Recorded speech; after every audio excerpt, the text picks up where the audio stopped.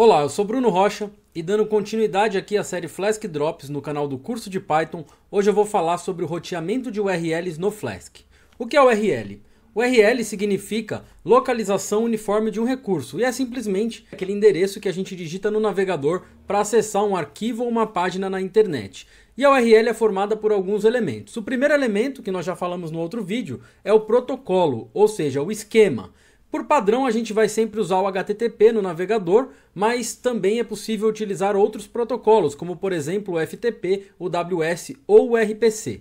Além do protocolo, a URL também tem o site. Então o site, que a gente está acostumado a chamar de domínio, no caso do Flask a gente vai chamar de host, né? Host ou hostname. Além do hostname, precisamos ter ainda uma porta TCP por onde esse dado irá trafegar. Por padrão, o navegador entende que a porta web é a porta 80, mas a gente pode especificar uma porta colocando 2 pontos e o número da porta. No caso do Flask, em tempo de desenvolvimento, a gente vai usar aí a porta 5000. Tendo essa primeira parte, a gente pode chamar esse elemento de URL base ou root path, root URL. A partir daqui, a gente começa a definir o que a gente chama de rota. Ela também é formada por alguns elementos. Esses elementos separados por barra a gente chama de caminho ou path ou simplesmente de rota ou argumento de rota. Então, por exemplo, aqui no YouTube a gente tem a rota barra user, né? Barra user que é uma página, uma categoria ou uma funcionalidade do site. Então a gente sabe que esse pedaço aqui é um pedaço fixo, ele não altera, sempre vai ser barra user. Porém, depois da primeira barra, a gente tem o nome do usuário. Então o nome de usuário seria um elemento dinâmico da nossa rota, que a cada requisição pode mudar para o nome do canal, o nome do usuário específico. Então notem que no Flask a gente vai utilizar entre as chaves de maior e menor para definir aí qual que seria o elemento dinâmico da rota. Então essa aqui é a parte bem, assim, talvez a parte mais importante da definição de rota. Quais são as partes fixas e quais são as partes dinâmicas. E além disso, né, a rota também pode ter no final dela mais 2 elementos, que é a query string, que é quando a gente usa com aquele sinal de interrogação, coloca chave e valor para que a gente consiga acessar esses dados dentro do programa. E no final da rota, em alguns casos também é útil utilizar a âncora, que é aquele último fragmento onde a gente separa com o jogo da velha para marcar uma tag HTML ou algum elemento da página para facilitar a rolagem ou a identificação. Então isso daqui seria a definição de URL separada por blocos. Agora vamos ver como é que a gente representa uma URL dessa dentro do Flask. Dentro do Flask nós temos um objeto chamado rota. E a rota é formada também por alguns elementos obrigatórios. Então o primeiro desses elementos é a regra. Tá? O que seria a regra? Seria um texto que representa um match por similaridade com a rota que a gente está querendo que o usuário chame no navegador. Ou seja, se o usuário requisitar /user /username, a gente vai querer que o Flask faça uma busca por similaridade e invoque a função que está ligada naquela rota. Então o primeiro elemento obrigatório é a regra.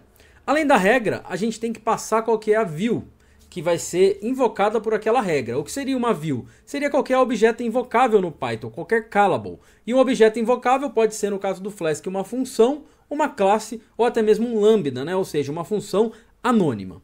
Além disso, nós precisamos informar os métodos ou verbos HTTP que aquela rota vai aceitar, que aquela rota vai processar. Por padrão, ela sempre vai processar o get, se a gente não informar nada. Mas a gente pode colocar aqui dentro do argumento methods o post, o put, o delete e por aí vai. Um outro argumento importante é o endpoint. Tá? O que seria o endpoint? Ele é simplesmente um nome identificador através do qual a gente vai conseguir criar o URL reversa e dentro da nossa própria aplicação fazer com que uma view consiga linkar outra. Além disso, na definição de uma rota no Flask, a gente pode ter outros argumentos de configuração, como por exemplo um dicionário de argumentos default, uma configuração de redirect, ou até uma outra série de configurações que fazem parte da base do sistema de URLs do Flask. Agora vamos para um exemplo prático, para você entender como é que a gente faz o registro de URLs dentro do Flask, e eu vou mostrar 2 maneiras de registrar uma URL no Flask. Bom, aqui no meu terminal, eu tenho uma Virtual Env já ativada com Python 3 e uma aplicação que eu chamei de app1.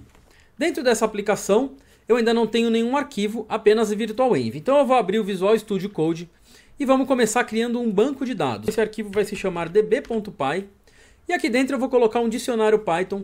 Eu tenho um objeto chamado users, que é um dicionário. E dentro do dicionário eu tenho usuários indexados pelo username. Então aqui eu coloquei 2 usuários de exemplo. Cada usuário tem um conjunto de dados com o nome, a imagem e o telefone.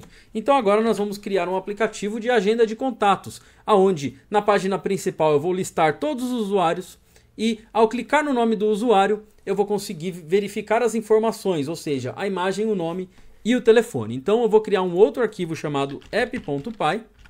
Então a primeira coisa que eu vou precisar é ter acesso a esse banco de dados. Então eu já começo importando ele aqui para o meu segundo módulo aqui, que é o módulo de app. Então tendo aqui o banco de dados já importado, eu posso criar agora a aplicação Flask. A partir de agora eu vou mostrar 2 maneiras de registrar o URL no Flask. Então quando o usuário acessar, por exemplo, a URL base, no nosso caso vai ser a localhost 5000, ou seja, a URL principal sem definir nenhum caminho específico, a gente vai chamar essa URL aqui de barra ou URL raiz. Como eu faço para registrar a URL raiz no Flask? Eu vou usar o decorator primeiro. Então essa daqui é a primeira forma de registrar o URL no Flask. Eu uso o decorator, passo qual é a regra de URL, no caso aqui é a barra, e aí eu crio aqui uma função Python. Então essa função Python aqui vai ser a função index. E dentro da função index eu vou retornar o que eu quero que o usuário veja a hora que ele acessar essa URL. Então no caso da nossa aplicação de agenda, na primeira página eu vou exibir uma lista com todos os usuários que estão cadastrados no banco de dados. Então para começar eu vou criar aqui uma lista de objetos HTML, de strings HTML. Então como vai ser uma lista no HTML a gente usa a tag UL. Então a minha lista HTML já começa com uma tag UL. E a partir de agora eu vou começar a iterar no banco de dados de usuários. Então notem que o nosso banco de usuários é um dicionário. Para iterar eu posso usar um for normal através do método items desse dicionário. Então ficaria mais ou menos assim. Para cada username e userdata, né, todos aqueles dados do usuário, dentro do db users.items, eu começo então a criar objetos HTML. Então aqui naquela lista HTML eu faço um append. E dentro desse append eu preciso agora montar a string HTML que vai ser adicionada lá. A string HTML é muito simples de fazer porque a gente tem aqui no Python 3.6 o fstrings, que são aquelas strings que conseguem fazer interpolação de URLs. Então com a fstring fica mais ou menos dessa maneira aqui. A gente vai criar um li, que seria um elemento da lista, vai colocar uma URL, que é identificada pela tag a, vai determinar que a gente vai mandar, quando for clicado em cima do nome daquele usuário, para uma URL /user, passando um parâmetro dinâmico, que é o username, e o texto desse link vai ser o próprio nome do usuário. Tá? Para finalizar, eu preciso adicionar aqui a tag que fecha essa lista que eu abri aqui em cima. Lembrando que no HTML a maioria das tags exigem que a gente faça o fechamento delas. Então aqui abri o L, aqui fechei o L, aqui abri o LI e aqui fechei o LI. Para cada usuário a gente vai adicionar um LI novo. Bom, por final eu só preciso pegar essa lista de elementos HTML e transformar ela em um texto. Tá? Qual que é uma das maneiras de fazer isso? Eu venho aqui, dou um return, coloco um /n, que é quebra de linha, e para cada /n eu faço um join com a lista de HTML. Para facilitar eu vou usar o reloader, que vai fazer com que cada vez que eu salve esse arquivo, eu consiga ter ele refletido automaticamente na aplicação, sem precisar ficar reiniciando ela a toda hora. Então agora vamos ver se funcionou, né? Eu venho aqui, executo python-app.py, o aplicativo está rodando na porta 5000, eu vou lá para o navegador, localhost 5000, e tenho aqui a minha lista de usuários com os seus respectivos links. Então agora para a gente verificar se deu tudo certo, olha, vamos abrir aqui lado a lado o editor de código e o navegador e verificar se ele entregou exatamente o que a gente queria.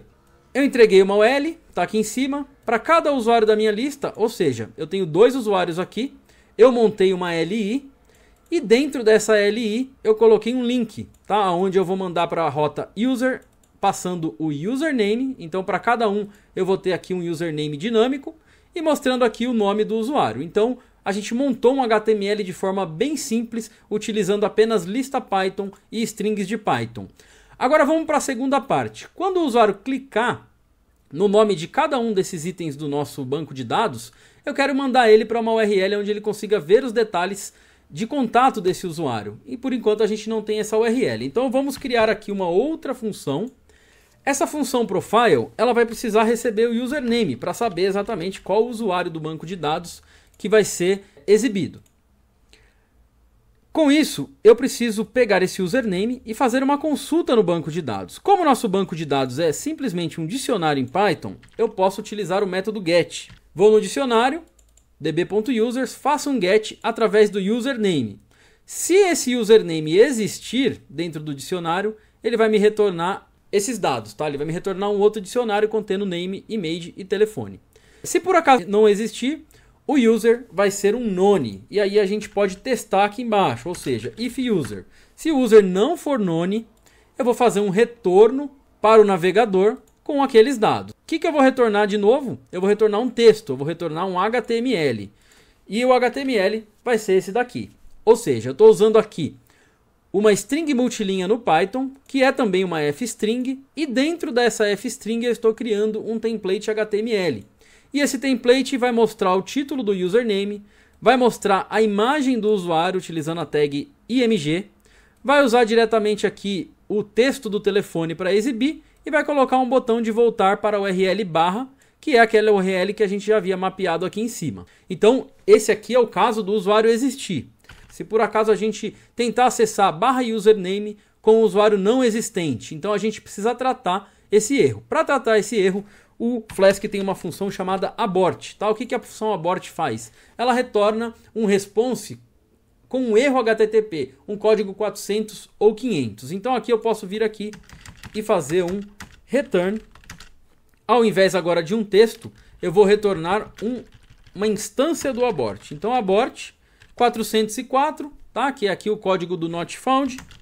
E aqui eu coloco a mensagem user not found. O problema aqui é que eu não registrei, ó. Aqui eu havia registrado essa rota com app.root barra.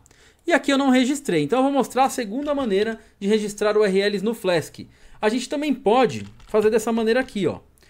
Esse método app.addURLRule é uma maneira imperativa de chamar. Em alguns momentos a gente não pode usar o decorator ou a gente quer automatizar o registro de URLs. Então é mais fácil utilizar essa função aqui. Eu posso vir aqui, criar uma rota chamada /user, que recebe um elemento dinâmico chamado username, que é exatamente o mesmo nome que eu usei aqui para receber o parâmetro na função.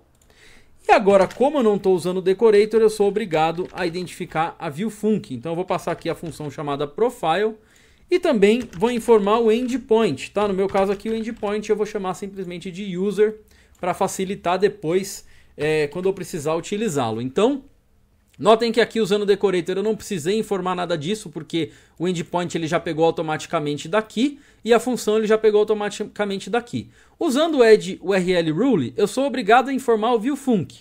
Se eu não informar o endpoint, ele vai usar o próprio nome da função, mas se eu quiser, eu posso customizar.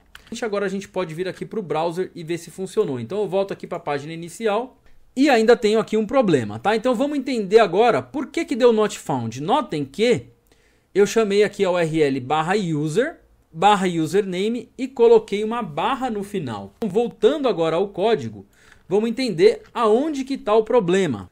Quando eu usei essa primeira URL aqui em cima, que leva para /user, /username, eu fui levado para uma URL que contém uma barra no final.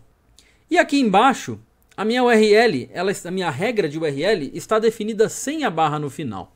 Então esse é um comportamento inválido no Flask, porque ele identifica as rotas e a barra faz bastante diferença. Então, como que a gente faz para garantir que essa rota vai ser acessada com ou sem a barra no final? A gente precisa sempre definir a nossa rota com a barra. Não vai fazer diferença se o usuário acessar colocando a barra no final ou não, porque o Flask vai fazer um redirect para a URL correta.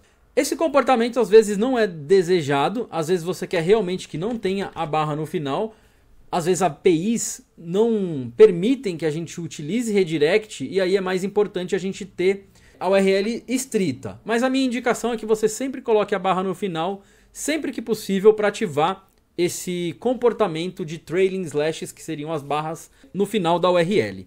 Depois eu vou entrar no terminal e mostrar um pouco dos detalhes disso daqui. Agora sim a gente pode dar um refresh e aí a gente vê aqui no navegador que funcionou. Ou seja, quando eu clico no voltar, venho para a página inicial. Quando eu clico no nome do usuário, eu vou para as informações desse usuário. Ou seja, a nossa primeira tela aqui lista todos os usuários e leva para uma URL com os detalhes. Clicando nessa URL com os detalhes, a gente retorna este HTML. Então vamos ver se o navegador retornou direitinho o que a gente quis. Olha, eu tenho aqui o HTML com o título, com a imagem, com o telefone e com o botão de voltar. Qual é o único problema que a gente tem nessa aplicação? É que a gente está usando o URL hard-coded. Ou seja, aqui no href eu coloquei a URL direto aqui. E um outro programador decidir vir aqui nessa rota e mudar de /user para /profile, por exemplo.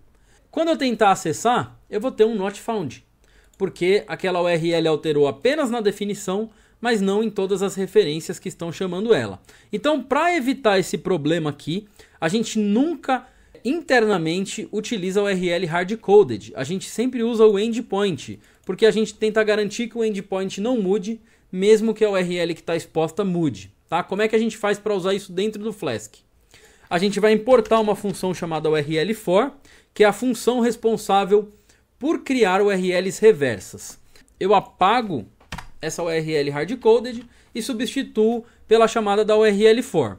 Eu chamo a função URL_for, passo o nome do endpoint ao invés de passar a URL, ou seja, faz match com esse argumento aqui, e passo os argumentos que a função recebe, ou seja, todos os argumentos que estão mapeados na URL e na definição da função. Agora sim, isso daqui ficou dinâmico e a partir de agora ele vai funcionar, ó, /profile.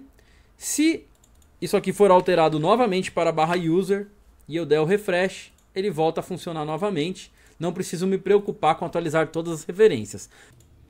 Então esse aqui foi um exemplo básico para mostrar quais são os nossos helpers para fazer URL reversa, uso da URL_for e do endpoint, né, que é esse nome específico aqui que identifica cada função ou cada view.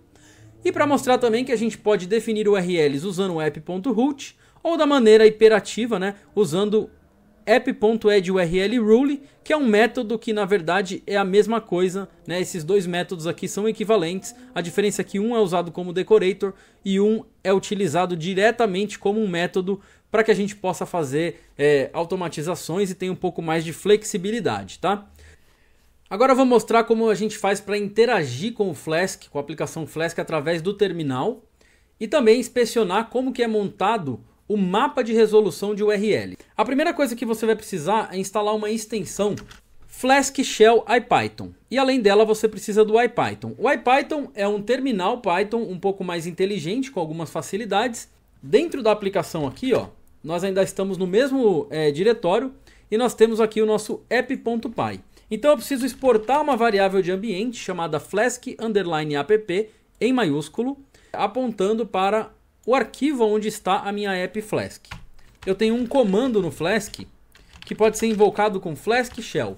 Tá? Então, executando o Flask Shell, ele vai abrir para mim um terminal do IPython e dentro desse terminal eu tenho agora acesso ao meu app. Agora eu consigo fazer várias coisas dentro desse app, lembrando que tudo que eu fizer aqui não vai ser salvo, é apenas um terminal interativo para eu explorar, aprender ou até testar funcionalidades do Flask. Primeira coisa que eu quero mostrar é o seguinte: quando um usuário vai lá e requisita /user barra o nome do usuário, como a gente já viu agora há pouco no exemplo que eu mostrei, ele vai verificar um mapa de regras, tá? Que são aquelas URLs que a gente adicionou.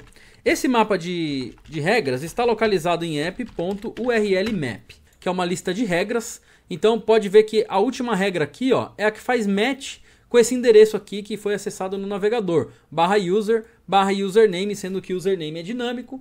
Quais são os métodos HTTP que ele aceita? Eu havia mencionado que por padrão ele aceita só o GET, não aceita POST, DELETE, PUT. Se a gente quiser aceitá-los, a gente vai ter que definir. E também aceita o head e o options, que são dois métodos HTTP de controle, né, usado aí pelo navegador e pelos clientes. E aqui diz qual que é a função que ele está apontando. Então no caso dessa rota está apontando para user e essa primeira aqui está apontando para index, são aquelas funções que a gente já havia criado, tá? Além disso, o Flask tem uma rota padrão que é para servir arquivos estáticos. Uma outra coisa interessante é que a gente também pode testar as rotas diretamente aqui sem precisar do navegador. Então eu faço assim, ó, client igual a app.testClient. O que isso aqui vai me retornar?